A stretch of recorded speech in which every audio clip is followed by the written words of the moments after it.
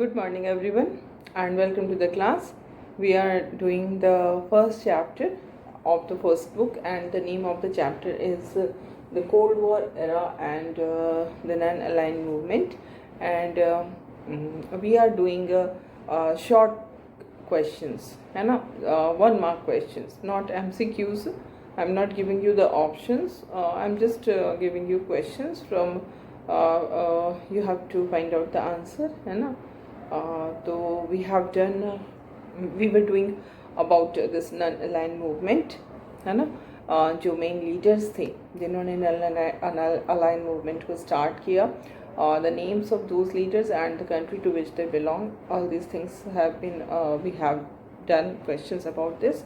And now today we will do this another question from the same chapter.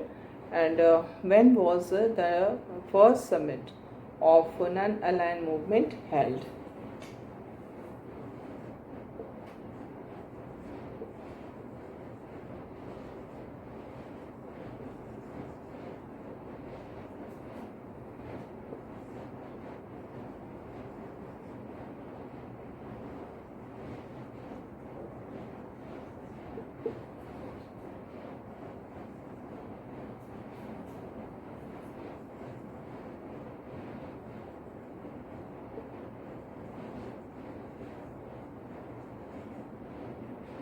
When was the first summit of the non-aligned movement held?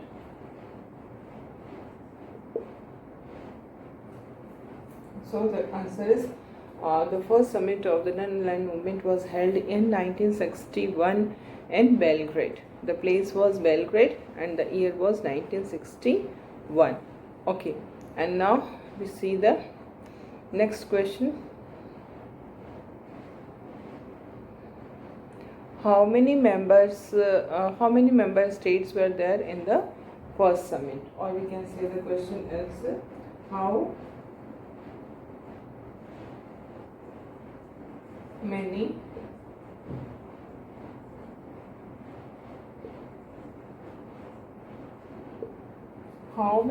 member states attended the first summit?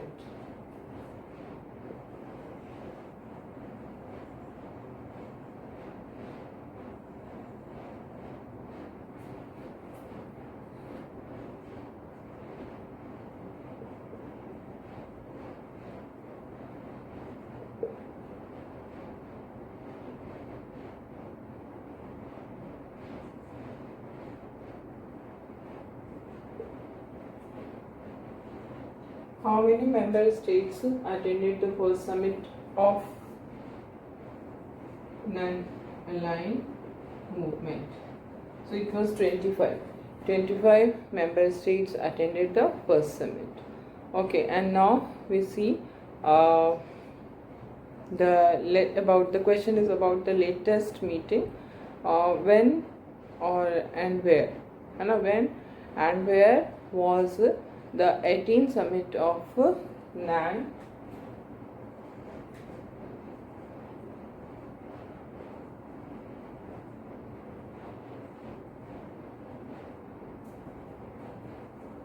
When and where was the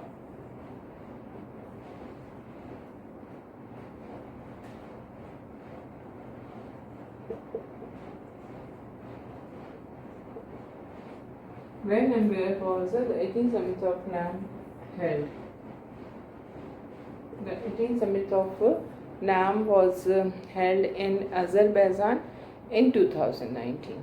Azerbaijan 2019. Yeah, we are देखना. First हुआ 1961 में Belgrade में, और second last जो है that is 18th, है ना, that is in Azerbaijan in 2019.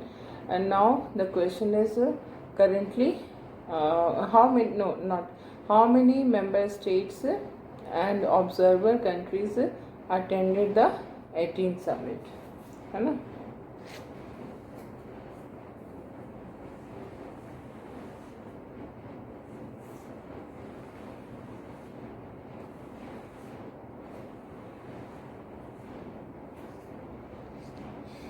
So the question is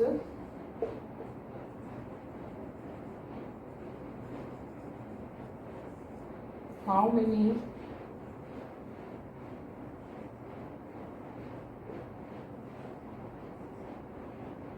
member states and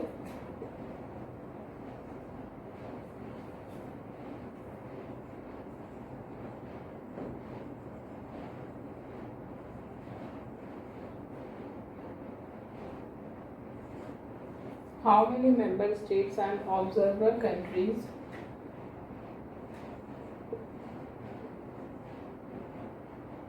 how many member states and member states and observer countries attended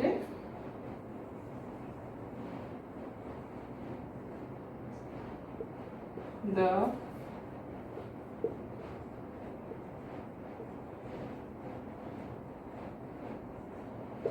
18th summit of NAM. So 120 member states and 17 observer countries. ठीक है, 120 member states and 17 observer countries have attended this meeting. Okay, and now we have another question.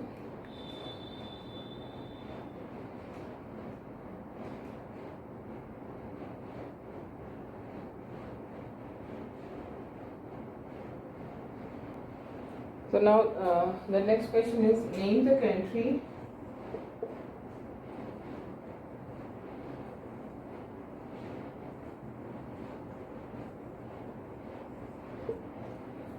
country which has adopted the policy of isolationism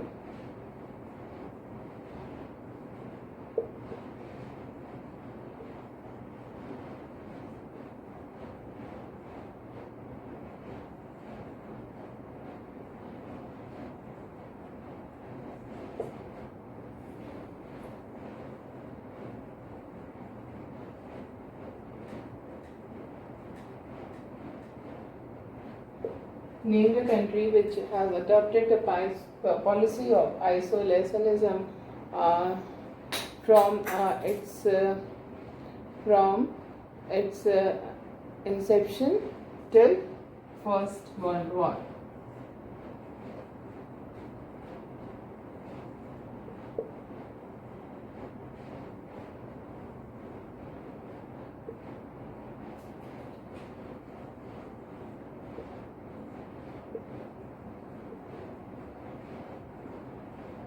वो कौन सी country थी जो अपने बनने के समय से लेकर के फर्स्ट वर्ल्ड वॉर तक आइसोलेशनिज्म की पॉलिसी को अडॉप्ट किए? It was America, United states of America.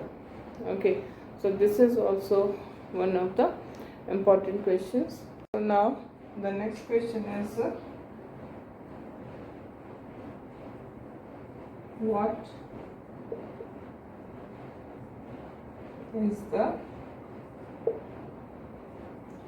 is the policy of neutrality?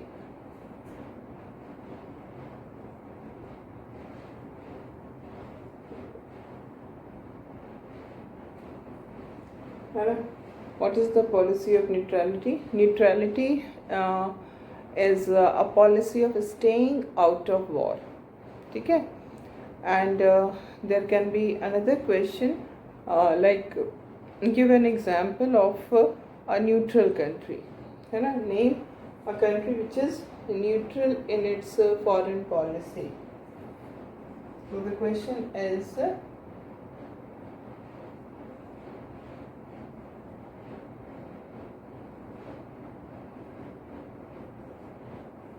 name a country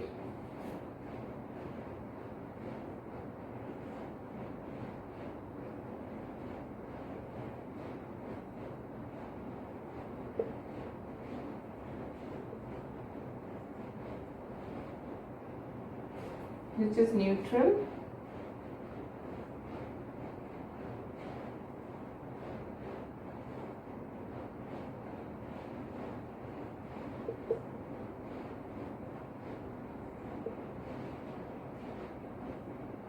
Name a country which is neutral in its foreign policy. So the example is Switzerland.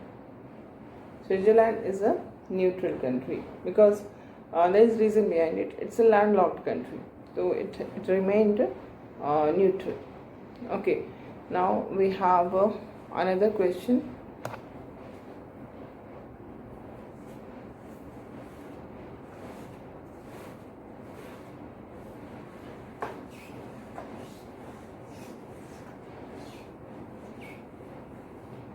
What is the full form of LDCs? Right.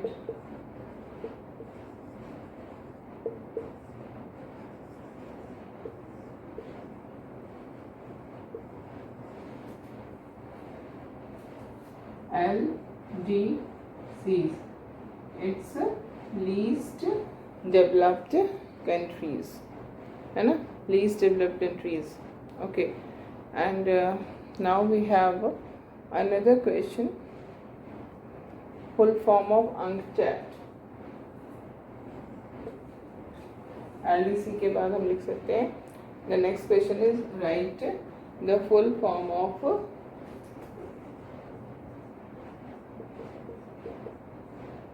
UNCTAD. क्या वो ये United Nations conference on trade and development. United Nations conference on trade and development. Okay. And now next question is the full form of NIEO.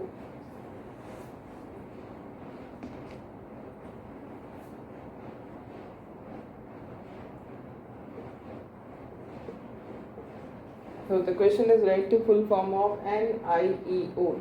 It's a New International Economic Order. Okay. And name the report.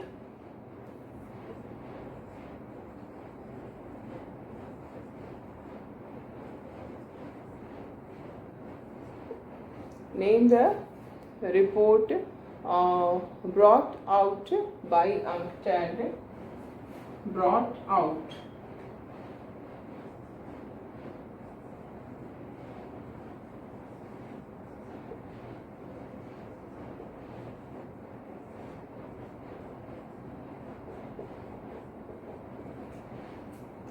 Name the report brought out by UNCTAD in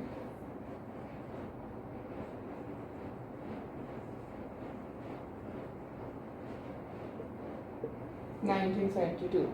So what was the name of the report? The name of the report was Towards a New Trade Policy for Development. This report was brought out by UNCTAD. है ना? New Trade Policy for Development. Okay. And now we will see the next question. Now the next question is which country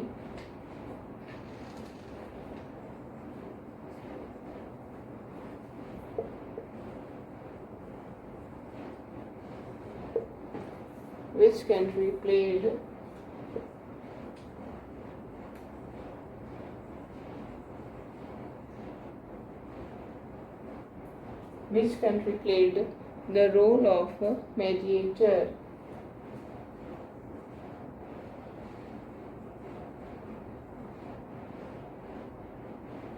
Which country played the role of mediator in the Korean War?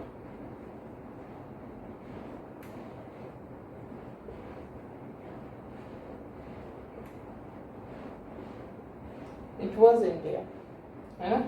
India played the role of mediator in the Korean War. कब हुआ था?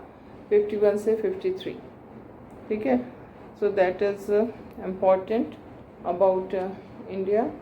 And then we see the next question.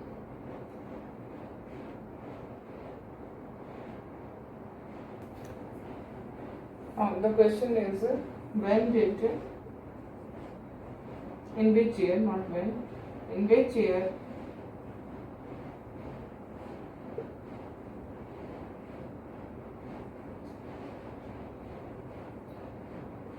In which year did the this Treaty of Friendship was done?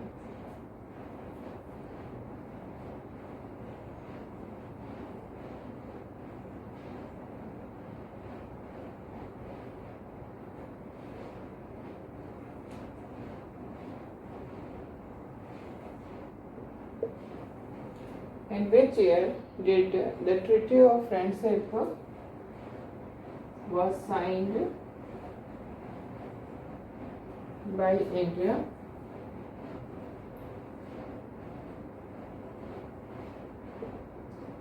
This is the question. The next question is name the country. Name the country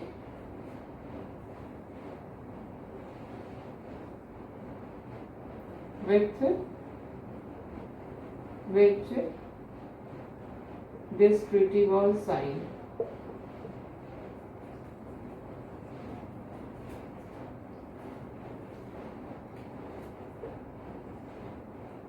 है ना, तो वो कौन सा year था जिसमें this treaty of friendship was signed? That was 1971, August 1971. And the country with which this treaty was signed was USSR. Okay, and now next question is this treaty was done for how many years? Okay, कितने सालों के लिए ये treaty किया गया था? Now the next question is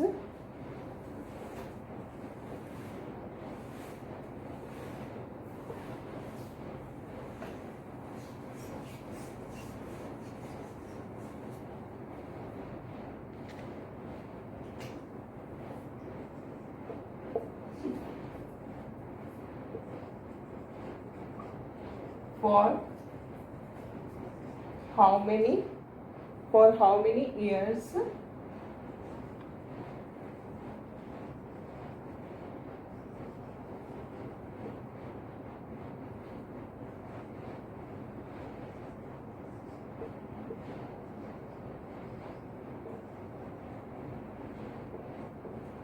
so this treaty was done for 20 years. Okay, so these are the questions, and now actually all the questions which we have discussed in this chapter up till now, all the are factual question, है ना. सारे के सारे जो questions है वो facts से related है, जिसमें आपको सिर्फ और सिर्फ याद करने की ज़रूरत है. But at the same time we see के there may be questions which are not based on facts, but there may be some conceptual questions as well, and these conceptual questions are we can say their level is somehow different, because in that in order to answer these questions your concept should be clear. So like some of the question which are given at the end of the this your chapter, these are some examples of these questions of conceptual questions, है ना. Like which among the following statement about the Cold War is wrong, है ना. इस तरह के जो questions है कि कौन से statement वाले question, बहुत सारे आपके options में statement दे रहेंगे और उसमें से true और false आपको पता करना होगा. कभी कभी ऐसे भी कुछ क्वेश्चन होते हैं जो कि हमने यूटी में पहले इस तरह के क्वेश्चंस किए हैं, जहाँ पर हम देखते हैं कि क्वेश्चन में ही कई सारे स्टेटमेंट्स दिए होते हैं और आपसे ये पूछा जाता है कि उन स्टेटमेंट्स में से कौन सा करेक्ट है या इनकरेक्ट है.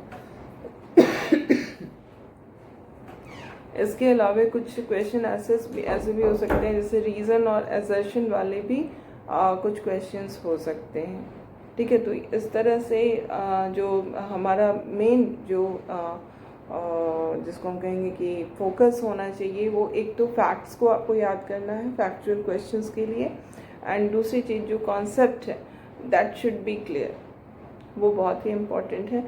अब अगर हम इस कोल्ड वॉर और नॉन अलाइन मूवमेंट को देखते हैं तो इसमें जो चीज़ें एकदम आपको सबसे इम्पॉर्टेंट इसका अगर हम इस चैप्टर का समरी कहें तो क्या है समरी? समरी यही है कि सेकेंड वर्ल्ड वॉर किन के बीच में हुआ, कौन कौन से वो पावर थे, axis power, allies power.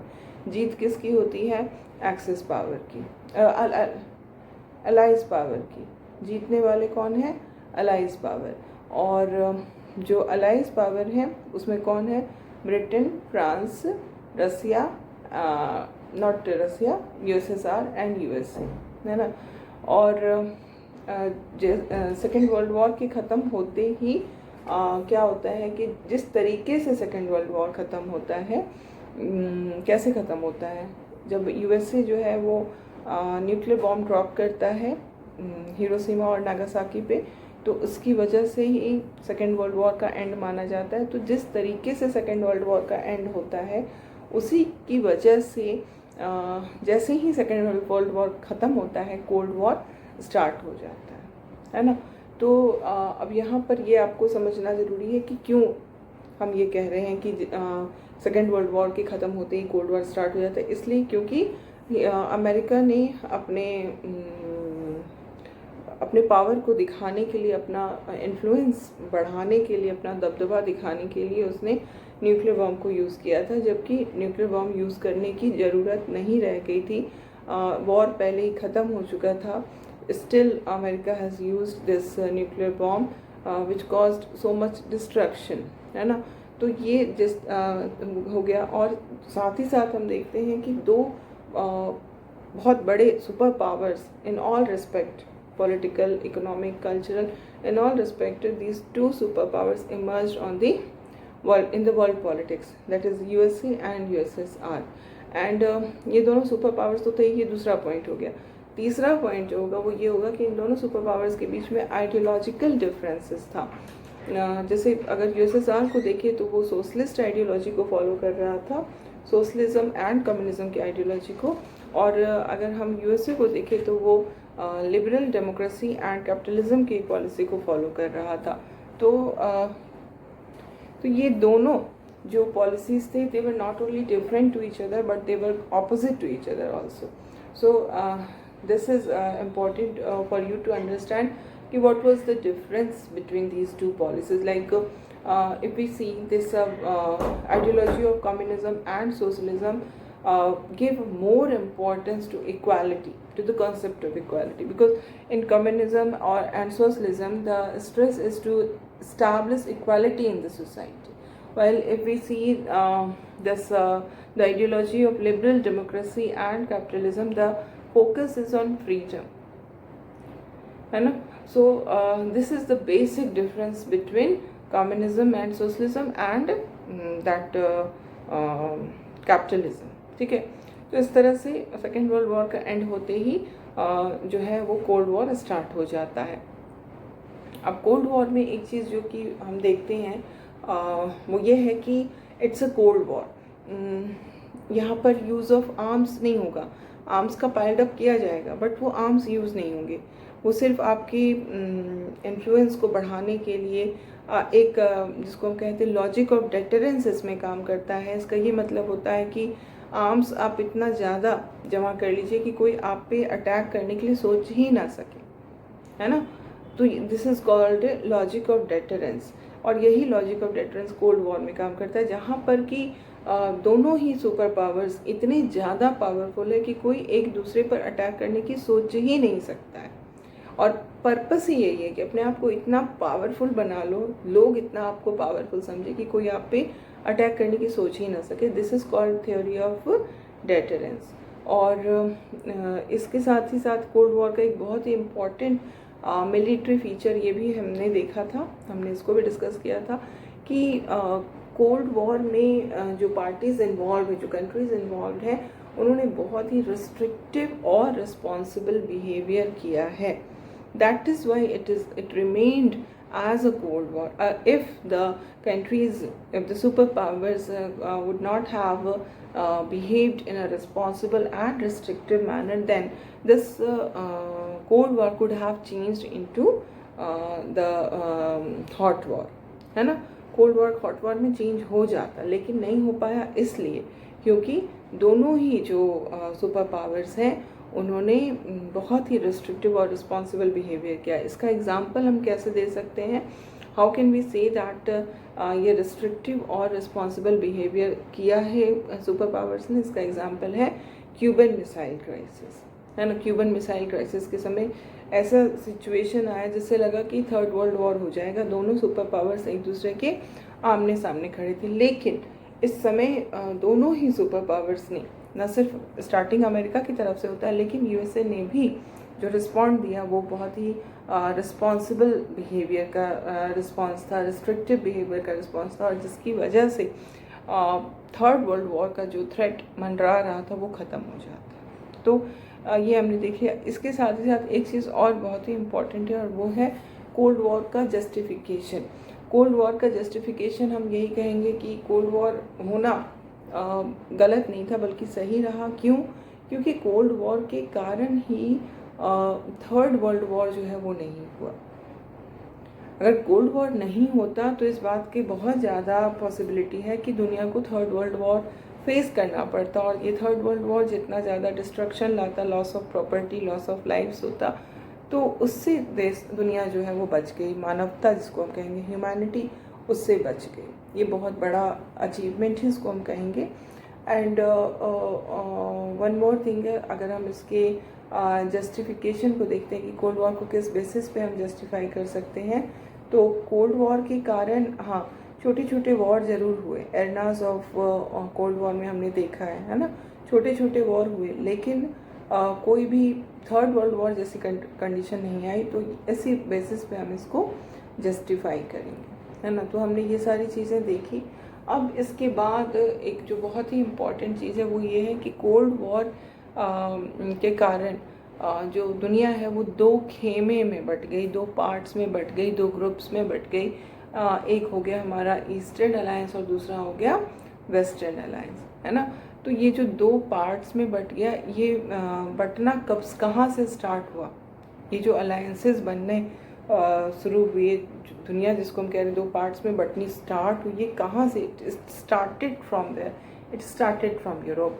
Europe में हम देखते हैं कि जो वेस्टर्न यूरोप की कंट्रीज़ थे वो अमेरिका के साथ चले गए, और जो ईस्टर्न यूरोप की कंट्रीज़ थे वो यूएसएसआर के साथ चले गए। इसके पीछे भी रीज़न है, क्योंकि ईस्टर्न यूरोप की जो कंट्रीज़ थे वो जर्मनी के इम्पीरियलिज्म का शिकार थे, और जर्मनी और यूएसएसआर के बीच लड़ाई हुई during the second world war. इस लड़ाई में जर्मनी को हराया यूएसएसआर ने, ठीक है। और इसी वजह से जो जर्मनी के कंट्रोल वाले जो ईस्टर्न यूरोप की कंट्रीज़ थे वो रसिया के पास आ गए, रसिया के इन्फ्लुएंस में आ गए, है ना। दिस इज़ द रीज़न कि क्यों ईस्टर्न यूरोप जो है वो रसिया के इन्फ्लुएंस में था। और इसमें हम बहुत सारे नाम हमने, जैसे कि जब क्वेश्चंस कर रहे थे हमसे कि, तो भी हमने देखा नाटो जैसे आया 1949 अप्रैल में बना, जिसमें 12 कंट्रीज़ मेंबर थे। इसी तरह से और भी बनते हैं, सीएटो बनता है, सेंटो बनता है, वॉर्सो पैक्ट बनता है। तो इन मिलिट्री अलायंसेस की से हम क्या मीन करते हैं? मिलिट्री अलायंसेस का मतलब होता है कि जो कंट्रीज़ हैं वो सब एक साथ हो गए हैं, उन सब का एक ही कॉमन जो एनिमी है वो एक है, वो रिटन होता है ना। जो भी अलायंसेस होते हैं उसमें रिटन में ये लिखा होता है कि उन सब का कॉमन एनिमी कौन है। और दूसरी चीज़ जो हमें यहाँ पे देखने को मिलती है वो ये है कि अगर किसी भी एक कंट्री पे अटैक होगा तो that will be considered as attack on all the countries, और उसका सामना सभी मिलकर करेंगे। ये होता है अलायंस सिस्टम, ठीक है। यहाँ तक हमने देख लिया। इसके बाद एक और बहुत ही इम्पॉर्टेंट पॉइंट है इसके अंदर, वो ये है कि सुपर पावर्स को भी डिफरेंट कंट्रीज़ की ज़रूरत थी, छोटे छोटे कंट्रीज़ की भी ज़रूरत पड़ती थी, तभी तो मिलिट्री इंटरवेंशन करते थे जहाँ तहाँ। जैसे हमने देखा हंगरी में कर रहा है, तो डोमिनिकन रिपब्लिक में कर रहा है, ये सुपर पावर्स कर रहे हैं मिलिट्री इंटरवेंशन। तो छोटे छोटे स्टेट्स जो थे वो इनके लिए बहुत इम्पॉर्टेंट थे, और साथ ही साथ ये जो छोटे छोटे स्टेट्स थे उनके लिए भी सुपर पावर्स इम्पॉर्टेंट थे। तो ये जो मिलिट्री अलायंसेस हमें दिख रहा है उसमें म्यूचुअल इंटरेस्ट है, ठीक है। हम लोग इसी को कल की क्लास में फिर कंटिन्यू करते हुए तब आगे बढ़ेंगे।